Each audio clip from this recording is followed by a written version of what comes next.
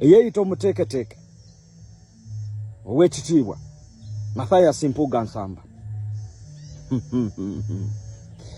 Tosobola kubeera mulimba mulungi nga toli mujjukize mulungi. Olwaleero Daily Monitor yakukubyeko story n'egamba nti walidde ebigambo byo olw'okwagala okukakasa abakungubazi n'ekikolwa kye wakoze ekyokkola omukolo gw'oyinza okuyita olumbe olwokubiri osobole okuzanyirako ebyobufuzi ebibyo n'okulemera bamulekwa okwambuka waggulu okuziika kitaabwe mu kwagala okukakasa ensi nti obadde olina akakwate ku Honorable Sseggirinya Muhammad era kibadde kikukakatako okutegekera Honorable Sseggirinya Muhammad omukolo ogumusiibula mukyate mwewaliridde ebigambo byo n'okakasa abakungubazi nti mu kuteebwa ka Honorable Sseggirinya Muhammad wakuwomamu omutwe era gwe kennyini wayogera n'abakulu mu gavumenti ne basobola okulirizinga Honorable Sseggirinya Muhammad. Ku Sunday wedde omubaka wa Nnyendo Mukungwe era kamisona mu Parliament Mathias Mpuuga yasinzira mu kuziika eyali omubaka wa Kawempe North Muhammad Sseggirinya n'ategeeza ng'ono bwe yamusisinkana mu kkomera ng'atendewaliddwa olw'embeera gye yali ayitamu n'amusaba okumuyamba ku ngeri gy'ayinza okufuluma mu kkomera. Kubanga bw'ogenda mu kkomera bayinza obutakukkiriza kwogera na musibe okuggyako ng'oli lawyer oba ng'oli musawo. N'olw'okuba nagenda ng'omukulembeze nensaba bampe chance njogereko ne munnange bombi ne sewanyana mu ngeri y'enkizo. Sseggirinya n'aŋŋamba nti mukama wange nemereddwa ntendewaliddwa okuba ngenda kufiira wano. Ne mugamba tojja kufa n'agamba nkole ndi okuva mu kkomera ndeke kufiira mu kkomera. Mpuuga mu bigambo bye agamba nti oluvannyuma lw'okuwulira bino aliko abakulu be yayogera nabo ne bakkiriza onaafulume ekkomera atwalibwe okufuna obujjanjabi. Nga takyasobola kusaba bangambe abakomera bangambe takyagala kulya ate eddaga tasobola ddimira nga takola ki taya ne binsobera naye nenjogera n'abakulu ne bagamba nti tumukkiriza afuluma agenda ajjanjabi oluddawa ebweru. Kyokka Daily Monitor nga bamaze okutawuna Honorable Sseggirinya Muhammad ne Alan Ssewanyana yavayo n'ekuba story namba era ng'esinziira ku basoosi baayo netegeeza eggwanga nga Mathias Mpuuga Nsamba bwe watuula n'abakulu mu gavumenti ne musobola okunegotiatinga ne mutuuka ku nzikiriziganya Honorable Sseggirinya Muhammad afulume ekkomera ne Alan Ssewanyana bagende bafune obujjanjabi. Wavaayo n'ogamba nti ogenda kuba Daily Monitor mu mbuga era Daily Monitor olw'obutayagala ku exposinga sosi waayo neevaayo neyeetonda.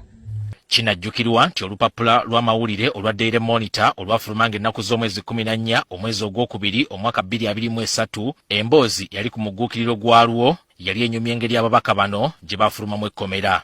Eggulire lino lyali liraga nga bwe waaliwo okwogerezeganya okw'omuggundu wakati wa gavumenti n'abaakiikirira ababaka okulaba engeri bano gye bali basobola okufuluma enkomyo.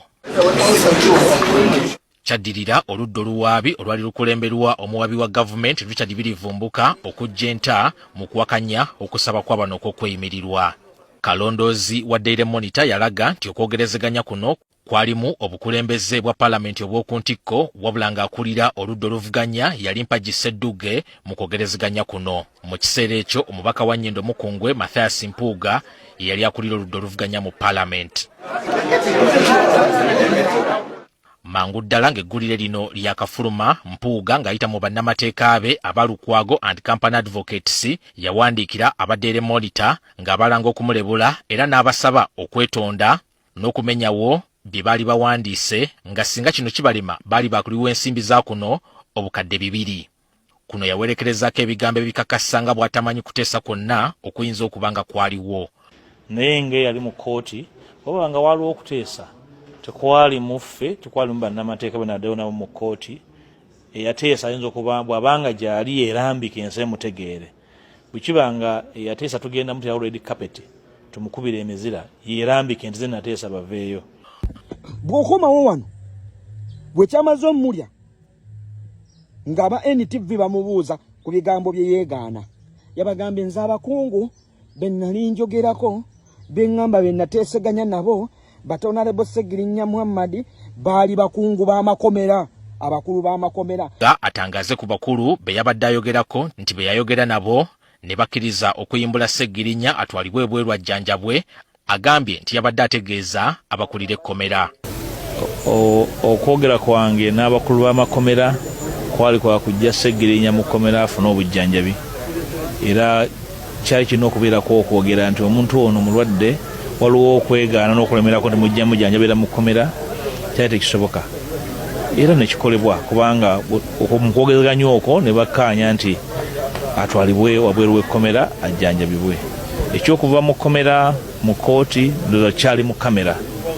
Bakulu kyaba amakomera basobola okuleebizinga Honorable Segirinya Muhammad ne Aran Ssewanyana nga kooti ekubye emmeeza, kooti ebamye, kooti beiro egaani nga kooti eyisiza olugayu mu basaba wa Honorable Segirinya Muhammad nga n'empapula weeziri nti mulwadde yeetaaga obujjanjabi, kooti ne mu mabbeiro.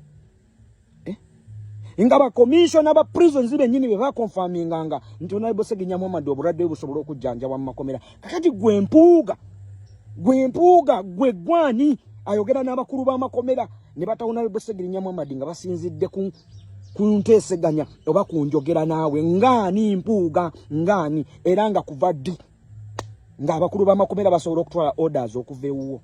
Olabye we weekuba engalika, olabye we weefudde omuje, olabye we weefudde omuntu atetegeerekeka.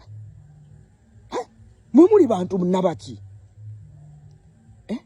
Okirabye nti kakati oswala n'obulimba bwo. Naye abaffe ono y'empuuga. This is the mpuuga, the real mpuuga omuteeketeeke mu kulimba. Katuvuga akatambi kano tukazze emabega. Saga eno yonna ey'emiliyoni 5 nga kyejjeetandike. NUP yafulumya ku kiwanja kyayo nti twatudde mu meeting ne lead of opposition waffe, deputy president waffe oba eyaliko lead of opposition era nga deputy president waffe mu Buganda ate nga ye commissioner. Twatudde mu meeting naye nakkiriza nti yatwala ssente ezimenya amateeka. Era ne tutuukako kukkaanya nti kagende ayogere ne famire ye agiteeketeeke aveeyo yeetondere eggwanga asokaddeko n'ebbali nga deputy president nga commissioner wa parliament. Mpuuga yali ku Kyabassa. Mpuuga n'avaayo ne yeewakana n'agamba ye tatuulangako mu meeting n'emu ne NUP oba n'abakulembeze ba NUP, era ye okugobwa kwe n'okunenyezebwa kwe yakulabye ku mutimbagano. Yawandiika emiko gy'ebbaluwa mu nnimi ez'enjawulo nga 6 ng'agezako kagasensi nti bino ebyasaliwawo Nuupu baabisalawo Kivandulo, era ye Mpuuga tabimanyi nako. Munno we baali mu meeting y'emu Honorable Betty Nambooze bakireke n'avaayo n'akakasa eggwanga nti meeting nagirimu era n'ensonga ngimanyiiko. Oweekitiibwa Kyagulanyi yagamba Mwami Mpuuga nti bw'otejje mu kintu kino kijja kufuuka nga buli kaseera kyakukujeeja. Era n'amugamba nti ffe lwaki ng'ekibiina twagala tukiveemu, nti tebajja kujeeja ggwe nga muntu, bajja kujeeja kibiina. Omukulu Mpuuga y'omu ku puroguramu eya Kyabassa. Mpuuga n'avaayo ne yeewakana n'agamba emiliyoni 5 tazikwatangako era tazifunangako mu ngalo. Mpozi era alinda nninde. Sente zo zifuna. Sente nzirinze. Tuna zifuna. Nzirinze la kote eno mbadde ndize first installment. Tunafuna. Oyagala kumperekera kunkuweeko na wali mu. Kumperekeko. Sente tunazifuna. So ninze installment yange. Esooka. Kuba najja. Munno omuteeketeeke Sseggona akali amaggwa yavaayo ffe n'atugamba baziyita gratuity. Akasiimo kamuweebwa ng'akyalina mu woofiisi.